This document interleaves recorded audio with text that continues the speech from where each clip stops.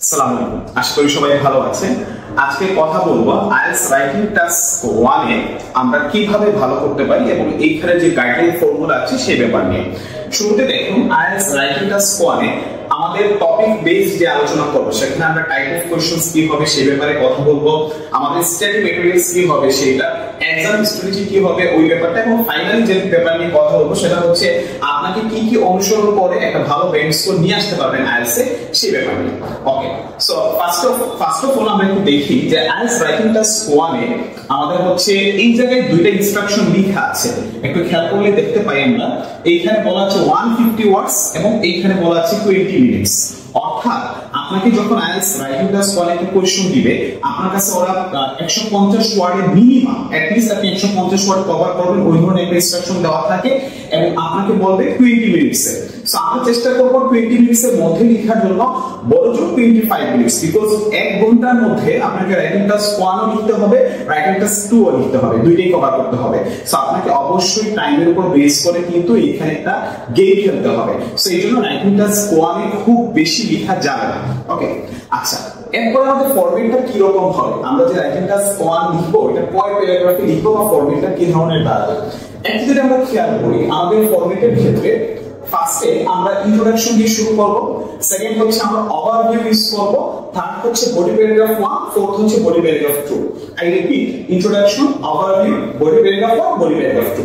ওকে, এইগুলা লেখার কিছু ধরন আছে, এটা আজকের ক্লাসে কথা বলবো না, কারণ আজকের ক্লাস ফুল গাইডলাইন সেশন, কি কি থাকে পরীক্ষায়, কিভাবে স্টাডি ম্যাটেরিয়ালস গুলো কভার করতে হবে এবং কি কি জিনিসের উপর ফোকাস করতে হবে। সো আজকের ক্লাসে আমি হচ্ছে আপনাকে এই ব্যাপারগুলো নিয়ে কথা বলবো, কিন্তু নেক্সট ক্লাসগুলোতে আমরা পার্টিকুলারলি কোশ্চেন টাইপ নিয়ে কথা বলবো, যেমন লাইন থেকে একটা জিনিস আমি আপনাকে দেখাবো, ম্যাথ থেকে দেখাবো, টেবিল থেকে দেখাবো। সো আমরা পার্টিকুলার কোশ্চেন নিয়ে অ্যানালাইসিস করব। আচ্ছা, তো আমাদের আইএলটিএস রাইটিং টাস্ক 1 এ কি ধরনের কোশ্চেনের টাইপ থাকে সেই দিকে যদি আমরা একটু ফোকাস করি, দেখেন শুরুতে আমাদের থাকে চার্ট। চার্টে যদি আমরা একটু খেয়াল করি, চার্টে আবার এখানে ডিভাইড করা আছে কি কি chart, line chart, bar chart, pie chart, table. এরপর দেখেন ম্যাপ। ম্যাপের ক্ষেত্রে আমি আলাদা করে স্পেসিফিক করে দিয়েছি, সেখানে আপনার কাছে চাবেন পাস্ট প্রেজেন্ট টেন্স মিলিয়ে একটা ম্যাপ। ফর এক্সাম্পল ইয়ারের ক্ষেত্রে একটু খেয়াল করুন, 2000 ইয়ারের একটা জিনিস দিয়ে দিল ওরা 2024। সো আপনাকে দুইটা ম্যাপ একসাথে কভার করে বলে 2000 সালে এরকম ছিল, 2024 সালে এরকম। সো আপনার কাজ হইতেছে ওই জিনিসগুলো কম্পেয়ার করে লেখা। আপনাকে কিন্তু ওরা বলে দেয় যে রিলেভেন্ট एग्जांपल দিয়ে কম্পেয়ার করার জন্য। একই রকম প্রেজেন্ট টেন্স, ফিউচার টেন্স একটা ম্যাপ থাকে। প্রেজেন্ট টেন্সে 2024 সাল যেহেতু এখন চলতেছে, ওই সাল এবং 2040 সালের মধ্যে আপনি কম্পেয়ার করে লিখবেন। যেমন আমি যে এই রুমে ক্লাস নিচ্ছি, এই রুম ধরেন 2024 সালে এখানে 3টা ফ্যান আছে, 4টা লাইট আছে।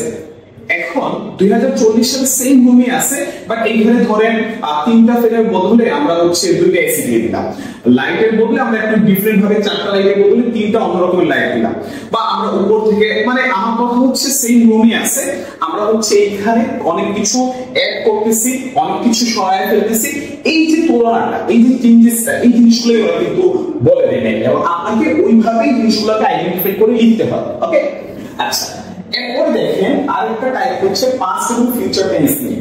1990 সালে, 2025 সালে, মানে কথার কথা আমরা ধরে নিলাম। সো এই ধরনের কিছু ম্যাপের ক্রাইটেরিয়া থাকে। সো এই প্রতিটা জিনিস নিয়ে আমরা প্রত্যেকটা ভিডিওতে কথা বলবো আলাদা আলাদা ভাবে।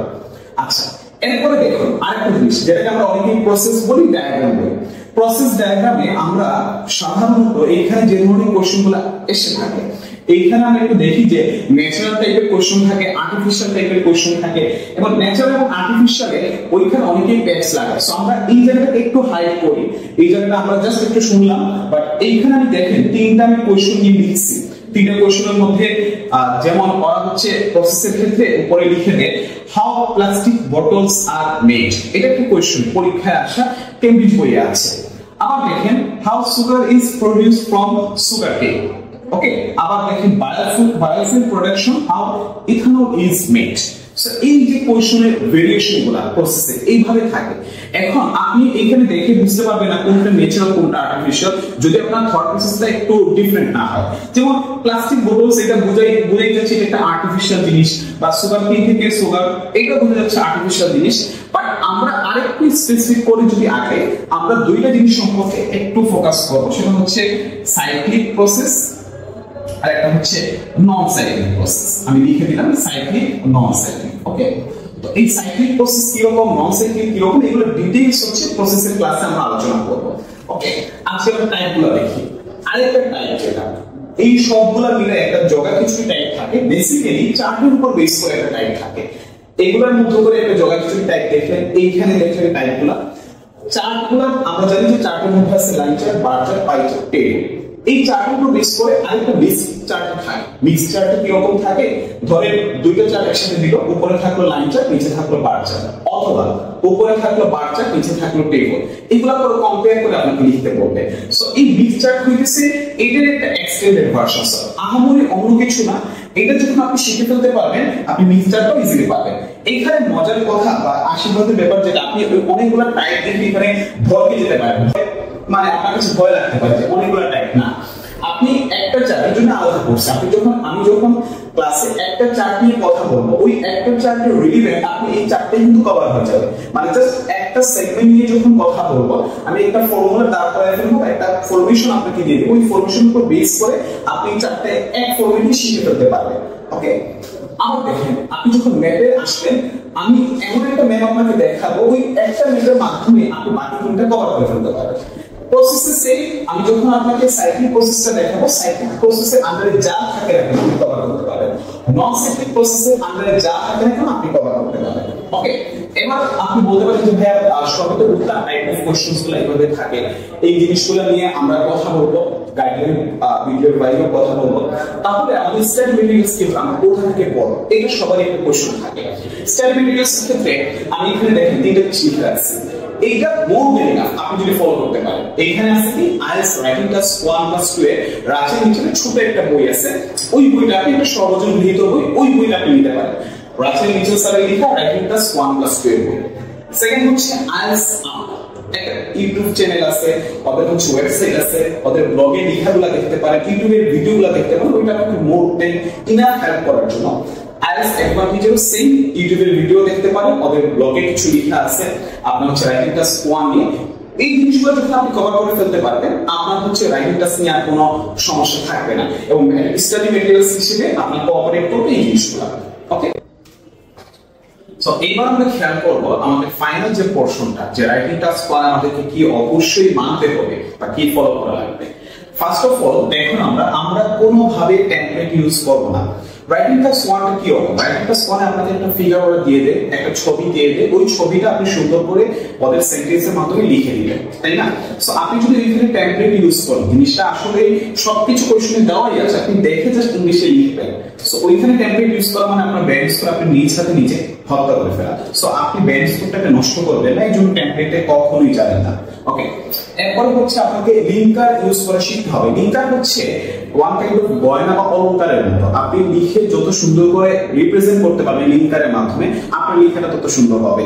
ফর এক্সাম্পল, আমি প্রায় এই উদাহরণটা দিয়ে থাকি। ধরেন এবিসি তিনটা রেস্টুরেন্ট আছে, তিনটা রেস্টুরেন্টে ধরেন গ্রিল চিকেন বানায়।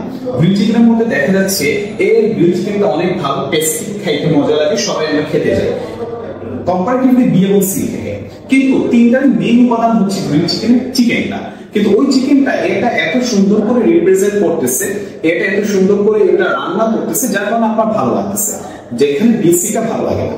তো এইরকমই যে ওরা আসলে ওই চিকেনটাকে অলংকারিত করতেছে, বা ওই চিকেন ওই আপনার হচ্ছে লিঙ্কার গুলা এমন ভাবে ইউজ করতেছে, অবশ্যই ওই যে আপনি এর স্ক্রিন যেটা ওইটাতে আপনার ভালো লাগতেছে। সো আপনার রাইটিং এর ক্ষেত্রে সেম কনসেপ্ট, আপনি যখন রাইটিংটা লিখবেন অবশ্যই আপনাকে ওইখানে সুন্দর করে লিঙ্কার ইউজ করা শিখতে হবে। এবং ওই লিঙ্কারগুলো কি কি হইতে পারে, হইতে পারে, but, because, therefore, so, however, in addition to, neither, nor, either, or.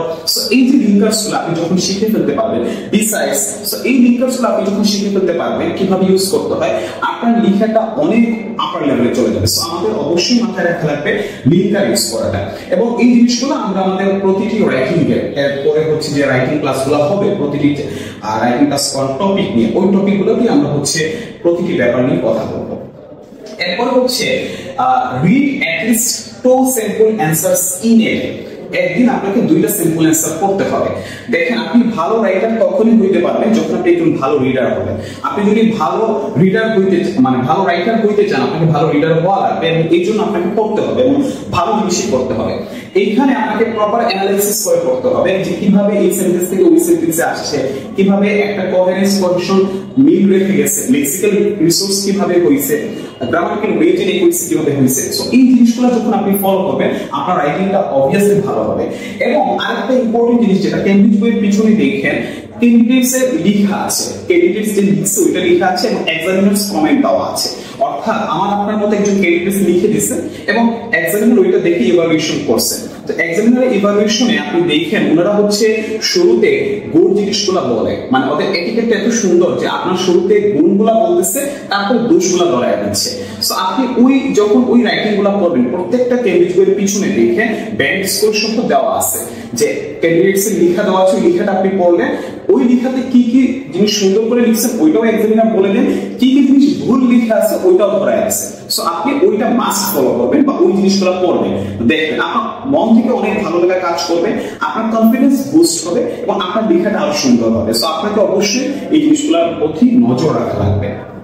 এরপর হচ্ছে আপনি ভোকাবুলারি রেঞ্জটা তো স্মার্ট কিন্তু আপনি বাড়াইবেন। সো ওই বাড়ানোটাও আপনাকে অ্যাপ্লাই করা শিখতে হবে। প্লাস প্যারাফ্রেজ টেকনিকটা কি রকম হবে সেটা আপনাকে জানা লাগবে।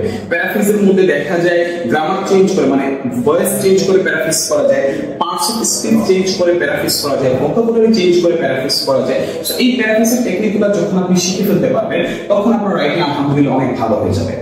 এরপরে লাস্ট যে ফলো রুলস যেটা আমি আপনাকে এখানে দিয়ে দিচ্ছি সেটা হচ্ছে write down minimum 1 answer plus mock test. এত কাজ করছে কিন্তু মেইন কাজটাই বাকি, সেটা হচ্ছে আপনার লেখা। আপনি যদি না লিখেন আপনি কখনোই রাইটিং এক্সপার্ট হইতে পারবেন না, কারণ রাইটিং মানে হচ্ছে তো রাইটিং মানে আলাদা একটা সেগমেন্ট লেখা।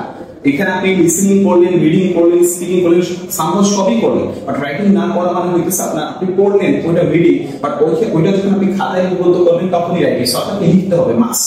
So write down minimum 1 answer plus আপনাকে হচ্ছে মক টেস্ট দেওয়া লাগবে। সো মক টেস্ট আপনি দিবেন কিভাবে? মক টেস্ট হচ্ছে আপনাকে অথেন্টিক জায়গা থেকে দিতে হবে যেখানে ভালোভাবে রাইটিংটা ইভ্যালুয়েশন করে দেওয়া হয়, সেটা আপনি অবশ্যই ওই জিনিসটা ইনশিওর করা লাগবে ফার্স্ট। আর সেকেন্ড হচ্ছে আপনি একটা জিনিস মানে একটা অ্যানসার লিখে আপনার হচ্ছে কোনো বড় ভাই সিনিয়র যারা এক্সপার্ট আছেন রাইটিং এ, আইএলটিএস দিয়ে দিয়েছেন, আইএলটিএস এক্সপার্ট আছে, ওনাদের সাথে অথবা আমাদের সাথে আইএলটিএস থেকে আমরা যারা আছে আমাদের সাথেও যোগাযোগ করতে পারবেন। সো আপনি এইভাবে রাইটিংটা লেখার পর অথবা আপনার হাতে যে সফটওয়্যার গুলো আছে ওইগুলো আপনি মানে কাজে লাগাতে পারবেন।